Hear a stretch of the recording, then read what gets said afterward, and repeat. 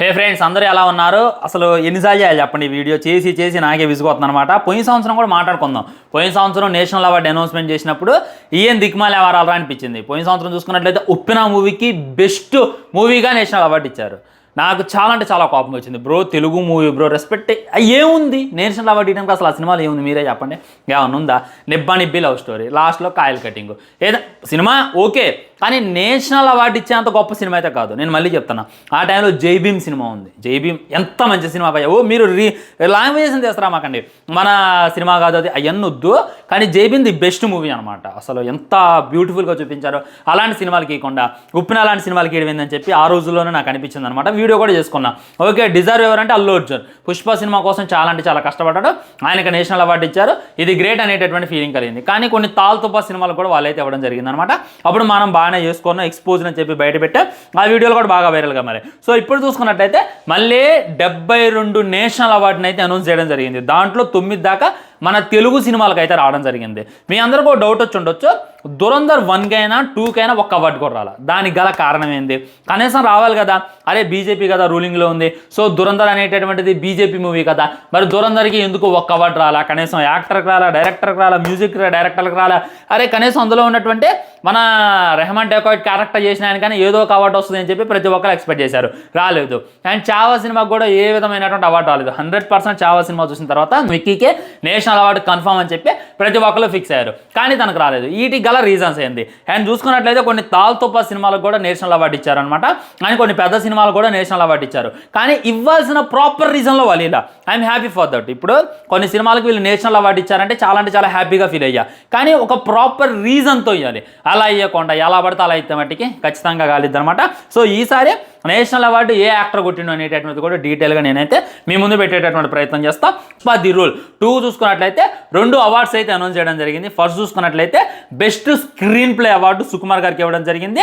Best costume designer Deepal and Noor అంట, వీళ్ళిద్దరికి అయితే ఇవ్వడం జరిగింది అనమాట. ఇది చూసిన తర్వాత నాకు నవ్వు వచ్చింది. Okay, Pushpa best screen play award అంటే ఆ సినిమా ఒక రిధంలో తీసుకెళ్లేటటువంటి ప్రయత్నం చేసిన మన సుకుమార్ గారు 1800 కోట్లు కొట్టడానికి కారణం ఏంటో అది ఒప్పుకుందాం.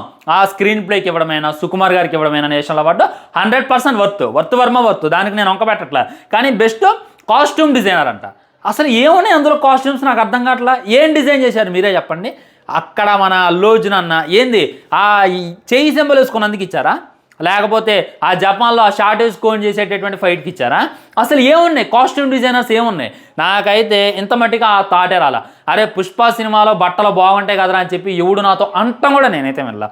దీనికన్నా ఇద్దరు అమ్మాయిలతో బట్టలు బాగుంటాయి అండ్ జులై మూవీలో బట్టలు బాగుంటాయి. అల్లు అర్జున్ ప్రీవియస్ సినిమాలో కాస్ట్యూమ్స్ చాలా బాగుంటాయి. కానీ పుష్ప 2లో ఏమంత గొప్పగా ఉన్నాయి కాస్ట్యూమ్స్ నాకు అర్థం కావట్లా. మీరే చెప్పండి. మరి నేను చూడలేకపోతున్నా, వాళ్ళకి కళ్ళు కాని రాలేదని చెప్పి మీరే డిసైడ్ చేసి చెప్పండి. ఓకే, అల్లు అర్జున్ అన్న వేసినటువంటి షర్టు బాగుంటుంది కాదంట్లా, కానీ నేషనల్ అవార్డు ఇచ్చేంత గొప్పగా ఉన్నాయా? పోనీ రష్మిక చూసుకున్నట్లయితే చీర తప్ప ఏమీ ఉండదు. అండ్ విలన్లు వేసుకునే ఏమన్నా ఉన్నాయా? మన బన్వాసన్ షికావు చూసుకున్నట్లయితే గుండు మీద ఆ ఇన్షర్ట్ వేసుకుని తప్ప ఏమి. అసలు బెస్ట్ కాస్ట్యూమ్స్ అవార్డు ఇవ్వడం ఏందిరా? తాగారా అవార్డు ఇచ్చేటప్పుడు? నాకు అర్థం కావట్లా. ఏమున్నాయి పుష్ప 2లో ఇది బెస్ట్ కాస్ట్యూమ్ ఇదిరా, అరే దీనికి ఇవ్వాల్సిందేరా రావనుకో, నువ్వేం పోగుతున్నారని చెప్పి నాకు కామెంట్ చేయండి, నాకు వినాలని ఉంది. ఇవ్వండి. ఆ ఇచ్చేదో అల్లు అర్జున్కి ఇవ్వచ్చు కదా. ది బెస్ట్ ఇచ్చిండు, ఎలాంటి పర్ఫార్మెన్స్ ఇచ్చిండు. ఆ అమ్మో రేణుమ తల్లి అసలు అబ్బబ్బబ్బా ఇంకా మైండ్లో తిరుగుతుంది. అది వదిలిపెట్టి అల్లు అర్జున్ గారు ది బెస్ట్ పర్ఫార్మెన్స్ ఇచ్చారు అనేటటువంటిది పోనీ అది వదిలేసి సాంగ్స్, అమ్మో రేణుమ తల్లి సాంగ్ ఎట్లా ఉంటుంది, ఎంత భయంకరంగా ఉంటుంది, ఎంత రూత్లెస్గా ఉంటుంది. అలాంటిది దానికి ఇవ్వకుండా అండ్ క్లైమాక్స్లో ఆ ఫైట్ అట్టు ఉంటుంది, దానికి ఇవ్వకుండా బెస్ట్ ఫైటర్కైనా బెస్ట్ సాంగ్స్కైనా బెస్ట్ బ్యాక్గ్రౌండ్ కంపోజ్కైనా ఇచ్చినట్టయితే ఇంకా చాలా హ్యాపీగా ఫీల్ అయ్యేవాడిని. అది కాకుండా బెస్ట్ కాస్ట్యూమ్ డిజైనర్కి ఇచ్చిన తర్వాత ఏం మాట్లాడాలి అనేటటువంటిది నాకే అర్థం కాల. దీనికన్నా అల్లు అర్జున్కి ఇస్తే ఇంకా బాగుండేది. నేను అడిగేది ఏంటంటే ఆ 2 అవార్డులు కూడా తీసేసుకోండి. అసలు అంత మంచి పర్ఫార్మెన్స్, అంత పీక్ పర్ఫార్మెన్స్, 1800 కోట్లు కొట్టడానికి కారణమైనటువంటి అల్లు అర్జున్కి రానటువంటి అవార్డు ఆ కాస్ట్యూమ్ డిజైనర్కి, ఆ స్క్రీన్ ప్లేకి వచ్చినా మాకు అక్కర్లేదు అని చెప్పి నేనైతే మొత్తం కంటంతో చెప్తాను. ఆ తర్వాత చూసుకున్నట్లయితే కల్కి 2898 ADకి చూసుకున్నట్లయితే 2 అవార్డ్స్ రావడం జరిగింది. బెస్ట్ ప్రొడక్షన్ డిజైన్ అంట అండ్ బెస్ట్ ఏదో వేరే అవార్డ్స్ అయితే ఇవ్వడం జరిగింది అనమాట. కానీ మన ప్రభాస్కి ఒక అవార్డు కూడా రావాలి. ఓకే, ప్రభాస్కి ఇవ్వకపోయారు, మన నాగశ్విన్కి ఇచ్చారు. ఎక్కడైతే ఒప్పుకోవాలి డైలాగ్ రైటింగ్ అని చెప్పి కూడా వాళ్ళైతే చెప్తున్నారు అనమాట. నాకైతే ఇది ప్రాపర్గా స్క్రిప్ట్ రాసుకోలేదు, క్షమించండి. మన కల్కి 2 కూడా 2 అవార్డ్స్ అయితే ఇవ్వడం జరిగింది. ఓకే, కల్కి 2కి ఇవ్వడం డిజర్వ్ అని చెప్తాను నేను. ప్రభాస్ గానికి ఇవ్వని పెద్ద ఫీల్ గాను, ఎందుకంటే ప్రభాస్ మన కల్కి 2898లో అంత పెద్ద పర్ఫార్మెన్స్ అయితే ఇవ్వలేదు. కానీ దీనికన్నా ఇంకా బెస్ట్ వేరే ఉన్నాయి. వాటిని పెట్టి ఇప్పుడు పెద్ద సినిమాలు అని చెప్పి రుద్రం కాదు, చిన్న సినిమాల్లో కూడా ది బెస్టే ఉన్నాయి. ఎగ్జాంపుల్ మాట్లాడుకోవాలంటే చెప్తా, ముందు చెప్పేటటువంటి ప్రయత్నం చేస్తాను. నేనైతే మీకు డీటెయిల్గా చెప్తా, దాంట్లో ఏ విధమైనటువంటి మొహమాటం లేదనమాట. అండ్ కల్కి 2 వచ్చినాయి, పుష్ప 1 వచ్చినాయి, ఇంతవరకు హ్యాపీ.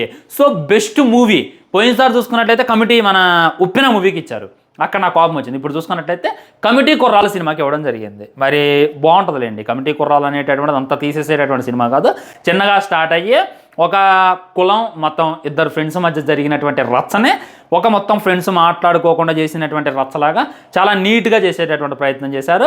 అంటే రిజర్వేషన్ని కూడా ఏలెత్తు చూపించేటటువంటి ప్రయత్నం చేశారు. కాబట్టి అది డిజర్వ్, నేను తప్పుకుంటా. ఖచ్చితంగా బెస్ట్ మూవీగా కమిటీ కుర్రాల మూవీకి నేషనల్ అవార్డు ఇవ్వడం అనేటటువంటిది 100% వర్తే, దాంట్లో డౌట్ లేదనమాట. దీన్ని ఎవరు కూడా క్వశ్చన్ చేయమాగానే. నేను ఫస్ట్లో అనుకున్నా ఈ సినిమా చూసి దీనికి ఏదో ఒక అవార్డు వస్తుందని అనుకున్నా, కానీ డైరెక్ట్గా నేషనల్ అవార్డు కొట్టతుంది అని చెప్పి నేనైతే ఎక్స్పెక్ట్ చేయలేదు. సినిమా కాన్సెప్ట్కి ఇవ్వచ్చు, ఉప్పెనాకి ఇచ్చినందుకే నేను ఫీల్ అయ్యలే, కానీ దీనికి ఇవ్వచ్చు, 100% ఇవ్వచ్చు. సో అంటే మటుకి తప్పైపోద్ది. అసలు చిన్న దాన్ని చాలా లాజికల్గా చేసి ఊర్లో జరిగేటటువంటి డ్రామాని చాలా నీట్గా చూపించారు. ఇంకా అలాంటిది కమిటీ కుర్రాలకి ఇవ్వకపోతే ఎట్లా చెప్పండి. కానీ 35 చిన్న కథ కాదంట. ఇది నేనైతే చూడలేదు, చూడకుండా చెప్పొద్దులేండి. మీరు చూసారా లేదా అనేటటువంటి కింద కామెంట్ చేయండి. మన ప్రియదర్శిని అనుకుంటా ఇందులో హీరో, నేనైతే పోస్టర్ చూసిన, సినిమా అయితే చూడలేదు. 35 చిన్న కథ కాదు, మరి దీనికి ఇవ్వచ్చు అంటారా నేషనల్ అవార్డు అనేటటువంటిది మీరే కామెంట్ చేయండి. నేనైతే చూడలేదు, చూడకుండా అది ఒప్పుకోకూడదు కదా. And lucky Bhaskar best dialogue writing అయితే ఇవ్వడం జరిగింది. బెస్ట్ డైలాగ్ రైటింగ్ అంటే ఓకే, నమ్మొచ్చు, ఎందుకంటే అవు డైలాగులు వేరే లెవెల్ ఉంటాయి అనమాట. వర్త్, ఇది 100% వర్త్. ఎలా చెప్తున్నాను అని అంటే, మేము వెళ్ళింది నగలు కొనడానికి కాదు సార్, వాడి అహంకారాన్ని కొనడానికి, అవమానించిన వాడి చేత్తోనే సలాం కొట్టించుకోవడానికి అనేటటువంటి డైలాగ్ చెప్తాడు. అండ్ హీరోయిన్ తీసుకెళ్ళి కాలిపోగు దగ్గర నుండి తల వెంట్రుకు దాకా ఏం కావాలంటే అది కొనుక్కో, అంతా సంపాదించాను అనేటటువంటి డైలాగ్. మిడిల్ క్లాస్ వాళ్ళం సార్, ప్రతి రూపాయి దాల్చుకుంటాం, పంతమంతు వస్తే ఒక్క రూపాయి మిగలకుండా ఖర్చు పెడతాం. This is in India.